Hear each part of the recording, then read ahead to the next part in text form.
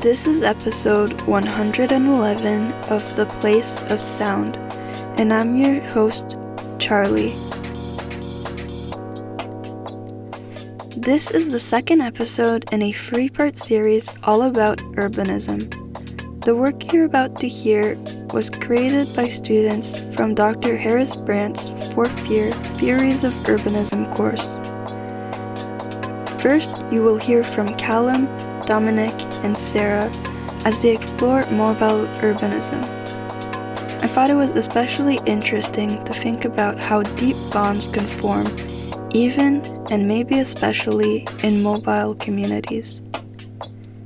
Then Angela, Gurleen, and Thalia discussed theme park urbanism and the delicate balance between cities curating intentional experiences for citizens to enjoy, in contrast with making everything feel inauthentic and overpolished.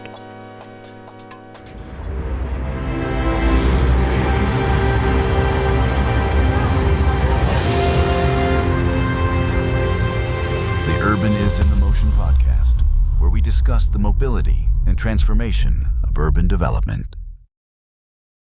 Canada might look rural on a map, but its urban systems stretch far beyond city skylines.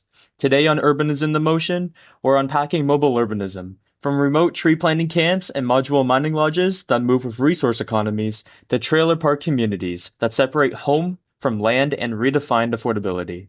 We'll explore how mobility, prefabrication, and adaptable infrastructure allow entire settlements to appear, expand, relocate, or endure depending on economic and environmental conditions, and how these flexible forms challenge the idea that cities must be permanent to be legitimate. Ultimately, we're asking, what if movement isn't the edge of urbanism, but its foundation?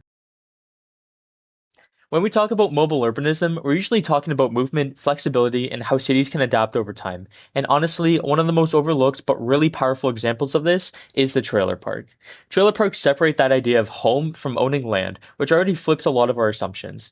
Residents often own their homes but lease the land beneath them. That separation makes housing more flexible and in many cases way more accessible. It quietly challenges the urban model where legitimacy depends on the permanence and property ownership. Because these homes aren't permanently locked into the ground the way site-built houses are, trailer parks can change gradually over time without massive demolition or redevelopment.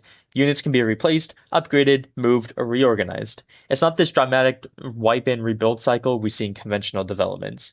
From an urban perspective, that means the settlement itself is adaptable. It can respond to economic shifts, population changes, or housing shortages in ways that more fixed developments really struggle to do.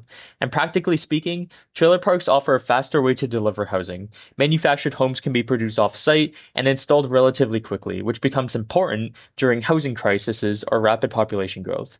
Compared to suburban sprawl with its huge lots and endless infrastructure, trailer parks can use land more efficiently while staying low-rise and focus more around that human scale. They avoid the extreme costs of high-rise construction, but still create relatively dense ways of living. It's kind of this in-between model that doesn't get enough credit. Affordability is also huge here. Trailer parks make home ownership possible for people who are completely priced out of conventional markets. In a lot of regions, this is one of the last realistic pathways to owning a home without taking an overwhelming debt. And that subtly shifts housing away from speculative value, the idea of housing as an investment vehicle, and back toward use value like shelter, stability, and everyday life. Environmentally, there's another layer. Homes can be reused, relocated, or resold instead of demolished, which reduces the material waste. Their smaller footprints and shared infrastructure typically consume fewer resources than detached suburban houses. So while they're often dismissed, they can actually operate in pretty resource-conscious ways. What's important and often missed is that mobility doesn't often mean instability. A lot of trailer park communities stay in one place for decades. They develop real identities. Strong social ties form because residents share infrastructure, circulation space, and routines. Kids grow up there. Neighbors know each other. So even though the structures are technically movable, the community can be deeply rooted. When trailer parks are organized as co-ops or supported by land trusts, they become more interesting. Residents aren't just renting space. They gain security, the power for collective decision-making, making, and long-term stability. The combination of flexibility and permanence is really the sweet spot of mobile urbanism. It shows that adaptability doesn't have to mean constant uncertainty. If we ground this in real-world examples, I think about places like Arizona's Sun RV Park and Quartzsite. Quartzsite is famous for its seasonal population shifts, especially retirees and mobile residents who head south for the winter. Arizona's Sun accommodates both seasonal and longer-term residents, showing how mobile housing can directly respond to climate patterns, economic mobility, and lifestyle changes. The settlement flexes with the seasons. So when we look at trailer parks through an urban lens, mobility isn't some kind of planning failure. It's actually another way cities function. Their flexibility pushes back against fixed planning systems that assume permanence is only the sign of legitimacy. At that same time, we show how adaptable housing can respond to economic uncertainty and housing pressure, while still supporting that long-term stable communities. In that sense, trailer parks don't sit outside urbanism. They expand it. Canada is a vast country, and if we look at it with a traditional approach on what urban areas are, Canada seems to have very few of them, and would appear to be as mostly rural areas. But as we learned throughout our class, urbanism is much more than the concrete frontiers of our cities. To be able to keep these operational, we need what our Great North has to offer. Countless valuable resources, from oil extraction, whether it's inland or offshore, open skies or underground mines, to the massive lands the wood mills covers, are being extracted every day by many different skilled laborers. These workers, often on seasonal contract, rarely lives near the area they work, and they can't be doing what most of us do and commute every day to work. Which means they have to house themselves in an alternative way, a way that often has to be flexible and mobile to answer the needs of such work. Every summer, from British Columbia to New Brunswick, about 10,000 tree planters come from all around the world to work the wood mill fields up north. These workers are in need of sleep and needs to eat like everybody else. But how do you meet all your needs when every morning you wake up with the sun and go to plant fields that are nowhere near any civilization? Well, you have to bring everything with you. Mobile camps have been the go-to solution for most companies that provides replanting services. Every planter has to bring their own sleeping arrangements. Some opt for tents, others choose to bring their van life with them. However, this won't be enough for them to meet all of their needs. For that, the company brings in some communal tents, often attached to a mobile kitchen, where cooks are waiting on you every morning and every evening when the planters come back from a long day in the woods. After they eat, it's time to head to the showers, which again have to be mobile and are serviced by water tanks on the back of trucks that get refilled by other mobile tankers depending on the needs. On days off, camper often jumps in the trucks and drive down to the nearest town where they can buy clothing, food, or even do laundry. Then every other week or so, when the contracts have been completed, pack everything on the back of trucks and move the camps to the next field that are in need of replanting. These are considered ideal conditions. Sometimes the fields are so remote that trucks can't have access to it, and the supply method have to adapt. For example, showers are now plugged directly to the rivers. Pits for used water have to be dug. Every supplies required are shipped by either helicopter or by waterways. And some even have to be shipped by trucks that drive down the river in the winter and leave the goods there for planter to use during the summer. Another example of a resource that the Great Canadian North has to offer is multiple precious minerals. The same way as the wood mills, mines are often far away from urban centers. However, the big difference between planting and mining is that mining operations run during winter. This means housing accommodation has to be a little bit more elaborated than just tents, and mines don't move as often, so they can be a little bit more permanent. Black Diamond, a company that provides the solution for housing miners based in Alberta, came up with a prefabricated design that makes shipment efficient and easy to dismantle. From smaller compounds around oil pumps to bigger ones like the Mount Milligan Lodge in Prince George, British Columbia. The facility can accommodate up to 1,000 people. It's divided into 156 prefabricated units, roughly the size of shipping containers, and arranged in a double-loaded corridor fashion. Those corridors are then linked to a bigger cluster of units for communal services area, preventing the need to step outside in the harsh winter weather. Massive silos of water are brought in from various uses around the camp, and like every structure around the camp, the silos are set up on stilts for easier assembly and disassembly.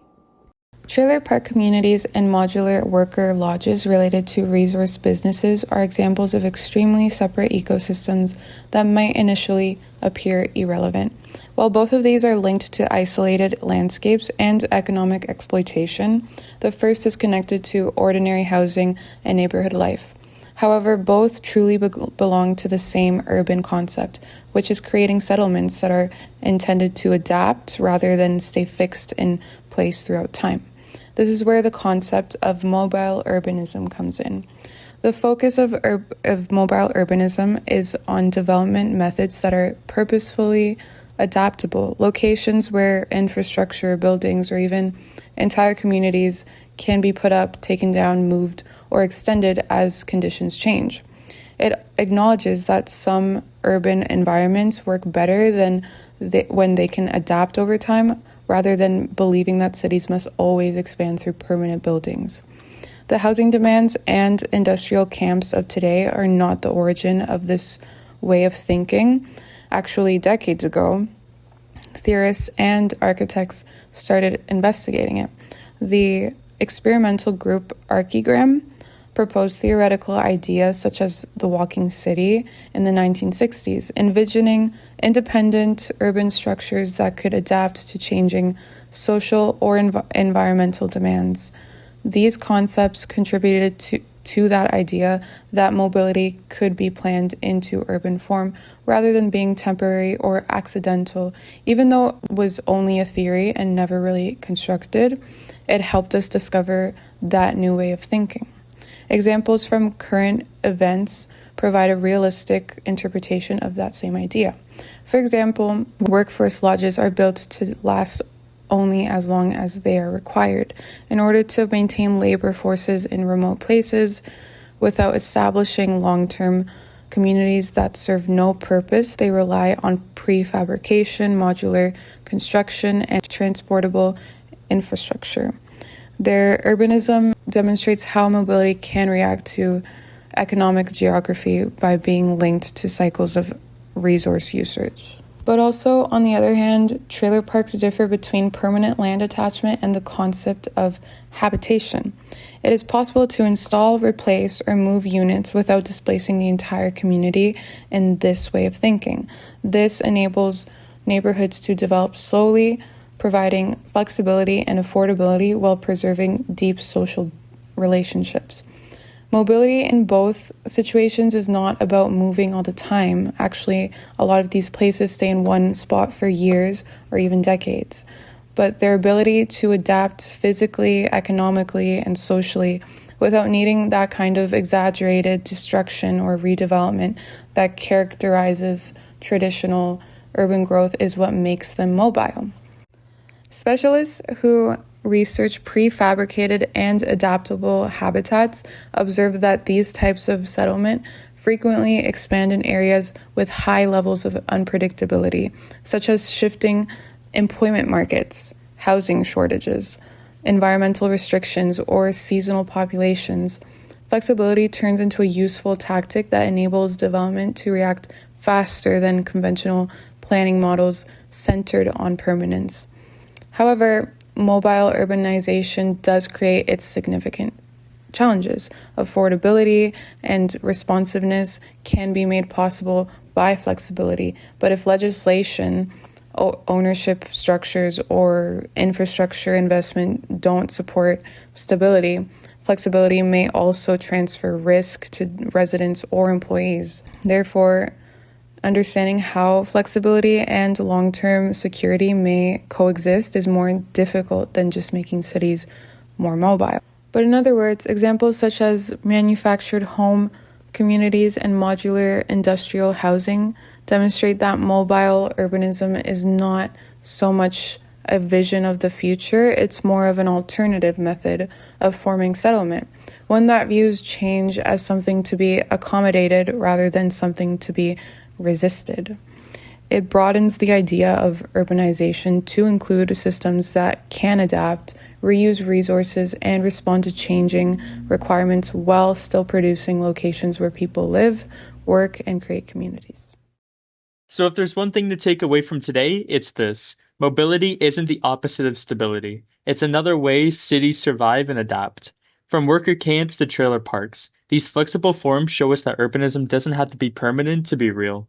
Maybe the question isn't how fixed a city is, but how well it can respond to change. That's it for today's episode of Urbanism in Motion. Thanks for listening, and I'll catch you next time.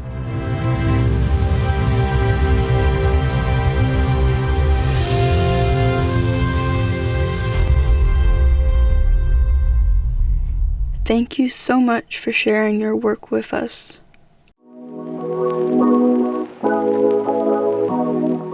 Hey everyone, I'm your host for this week, Angela, and welcome back to Off the Grid. This week, I'm here with my co-hosts, Gurleen and Thalia. And today we're hopping back on the grid to talk about this fascinating urban theory known as theme park urbanism.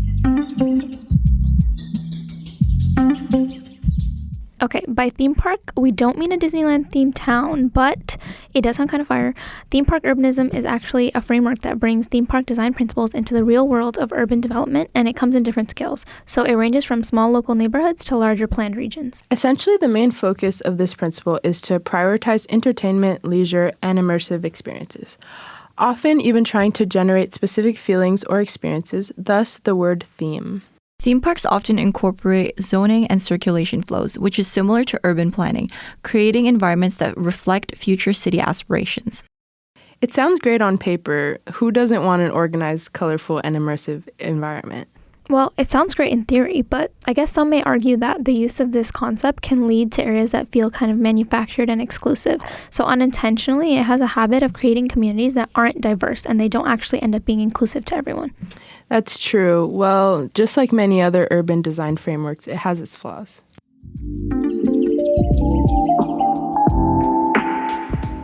Okay, so let's start with a more historical example of theme park urbanism just to situate ourselves into the topic.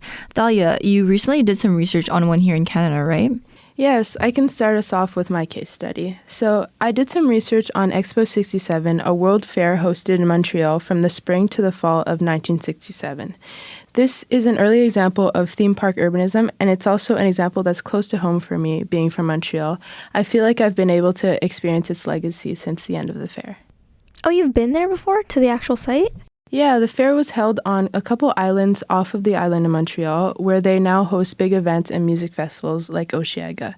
Fun fact about that, actually, these islands were actually made from the earth that was dug out to create the city's underground subway system just a few years prior to the expo. Oh, no way, really? Yeah, the goal of the expo was to showcase recent local achievements in the city, like this new subway system. World's fairs were really big back in the day too, right? Like, it's a way for countries to kind of flaunt national achievements. Exactly. They were basically huge global stages where countries could present their best versions of themselves, really capturing the whole wave of optimism at the time, that sense of modernity, progress, and international connection that defined the late 60s. For the expo, they built a series of pavilions on the site to house these installations. Yeah, and it definitely leaned into that spectacle, don't you think? Oh, totally. The site was designed to be visually impressive and super curated, operating similar to a theme park. Everything was intentional and master planned. The layout, the circulation routes, the architecture, the pavilions, they were all meant to project a certain image of Montreal and Canada to the world. Visitors could walk through this space filled with these different installations that essentially mimicked a city structure and get an immersive, almost theatrical experience of global culture and innovation. Through my research, I found many testimonies of people sharing their experiences of the fair, talking about how they felt as though they were traveling from one country to another when walking from one building to another, which kind of just demonstrates the level of tailoring that went into the creation of the space. There was also the aspect of branding that played into it, as many of the pavilions were sponsored by companies, and so they acted as branded objects that sold specific ideas and lifestyles through visual means. Oh, some of those buildings are still around, right? A few, yeah. The Biosphere is most definitely the most famous one, and another pavilion was turned into a casino. But most of the structures were dismantled afterwards because they were really only meant to last the 6 months of the expo. They were built with really lightweight materials and had temporary foundations. That feels kind of crazy considering how iconic the event was and how much work went into designing and building all of these pavilions. It plays into the artificial vibe that's at the center of theme park urbanism. I know, and honestly, it's kind of a shame that so many of these buildings were taken down. It feels like such a waste. It really shows how spectacle can be treated as something temporary. Like, once it stops impressing people, it loses its purpose.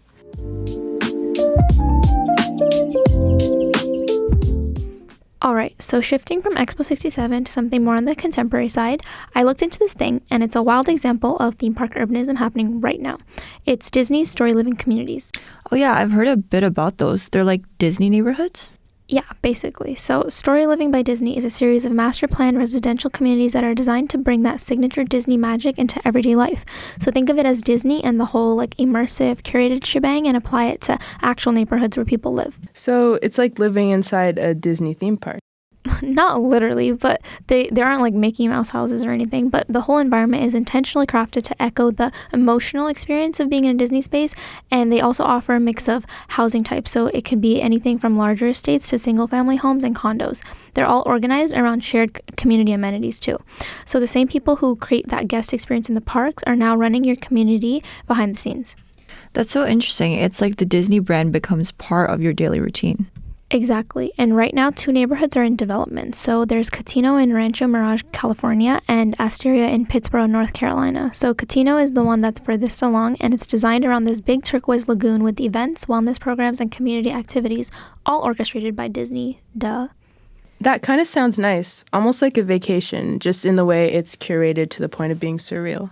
That's the thing. On one hand, it's marketed as this place where residents can build strong community relationships where everything feels intentional and aesthetically cohesive. But on the other hand, it raises questions about exclusivity and manufactured environments. So like, if everything is carefully controlled, does it still feel like a real community, or is it just a product at that point? Yeah, I mean, it kind of ties back to what we said earlier, right? Like how theme park urbanism can create these polished, immersive experiences, but sometimes at the cost of authenticity. And the idea of urban branding, just the fact that it's a place made by Disney, I don't know how I would feel about living my everyday life there. Yeah, it's really an example of how entertainment companies are bleeding into urban development and how the desire for curated experiences is shaping lifestyles.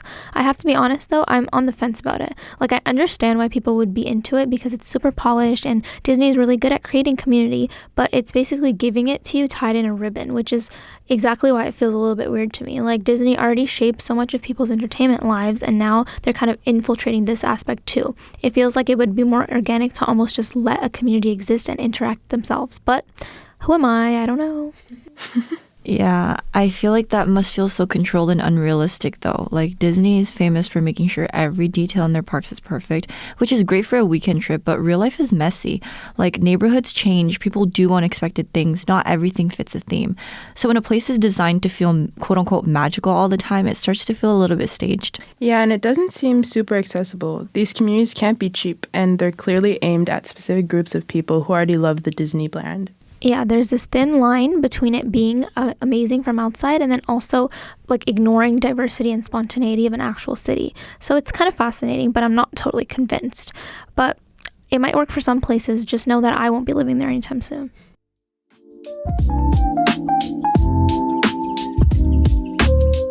All right, so we looked into 2 really great case studies so far. Expo 67 was this big historical moment, and Disney's story living communities were more like the super controlled branded versions, an example of theme park urbanism that we have today. These are both such big and ambitious examples. Yeah, it was really interesting to hear about Expo 67 with it being in Montreal and everything. And since you're from Montreal, Thalia, you have to give us a little tour next time. Oh my god, wait, that would be so fun, like a little site visit moment. Yes, one day for sure. Speaking of Canadian examples, you were looking into that one case study in Vancouver, right? Yes, actually. It's called Rainbow Park, and it's located in Vancouver's downtown core. It works at a totally different scale than the other 2, though, but it still uses that same kind of curated theme park style design. It's a great example because it shows how the ideas behind theme park urbanism don't just appear in huge master plan projects, they show up in everyday public spaces too. That's really interesting because when I think theme park, I think big, flashy, expensive, and not like a regular park in Canada. Right? What's really fun about Rainbow Park is how it's designed. It's not trying to be a spectacle, but it still creates this really intentional experience. The colors, the layout, the way the space kind of guides you, it all feels curated, just in a softer, more accessible way. Oh, so it's like a smaller scale of theme park urbanism, one that's more integrated into urban life and accessible to more people, but still following the idea of a design that specifically shapes how people move and interact. I like that. Exactly. People go there to hang out, take photos, meet up with friends. It becomes a little destination almost. And that's where the theme park urbanism idea shows up. The space is designed to be recognizable, playful, and memorable. I love that. It's like the city's giving you a mini experience without the ticket price. Pretty much. And it shows how these design strategies can scale down and still have an impact. You don't need a whole expo or a branded community. Sometimes a small, intentional public space can do the same thing on a more everyday level. And honestly, guys, out of all the examples we talked about today, this one might actually be my favorite. I think the smaller scale really works in its favor. It doesn't feel overwhelming or overly curated in that Disney controls your whole life kind of way. It's just a little public space that's been thoughtfully designed. And because it's right in the downtown core, it actually gets used by all kinds of people. You see office workers eating lunch there, friends taking pictures and stuff. Generally, people just passing through and enjoying the colors. It feels alive in a way the bigger, more controlled examples don't always manage to. So for me, Rainbow Park really feels like a successful version of theme park style design. Playful, intentional, but still very much part of like the real city.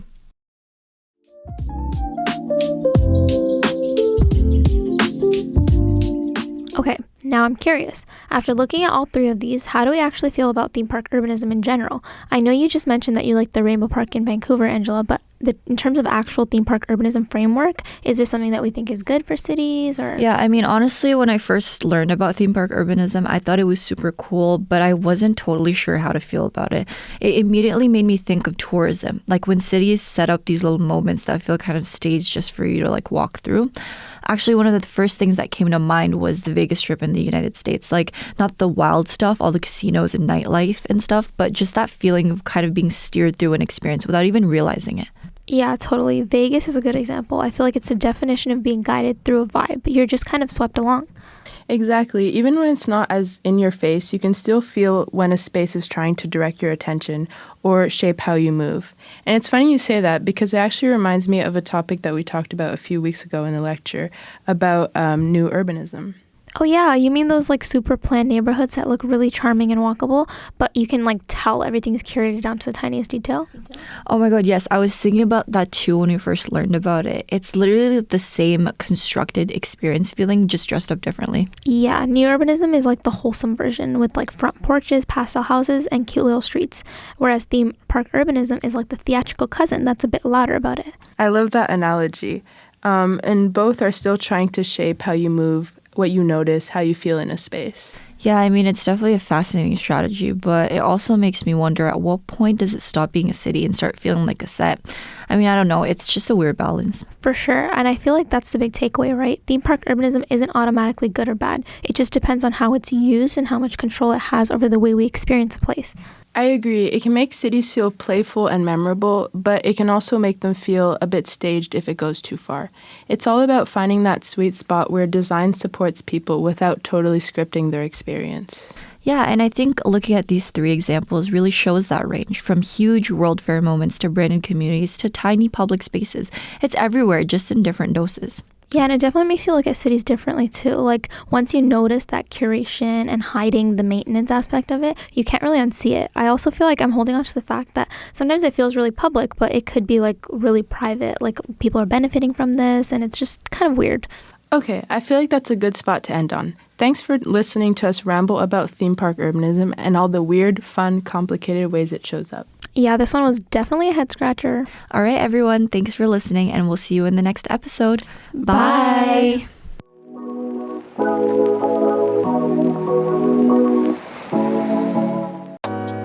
Great content from students here at Carleton University. Make sure to subscribe to The Place of Sound wherever you get your podcasts.